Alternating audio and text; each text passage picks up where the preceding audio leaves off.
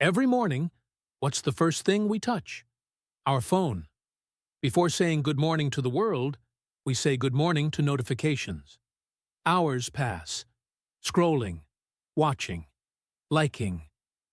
But inside, we feel empty. Our phones were made to help us connect. But slowly, they started controlling us. We don't even realize when 5 minutes of scrolling turns into 2 hours. And those 2 hours could have built our dreams, our skills, our life. We say, I don't have time, but we have time for endless reels. We say, I want to achieve more, but we are busy watching someone else live their life. Imagine if you replaced just 1 hour of scrolling with 1 hour of learning, 1 hour of creating, 1 hour of building yourself. How much more powerful would your life become? Your phone is not your enemy, but you must decide.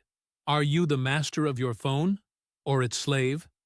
The world needs your talent, your ideas, your energy, not just your double taps. Put the phone down. Pick your life up, because time wasted on the screen will never come back. But the life you build beyond the screen will stay forever. Thanks for watching.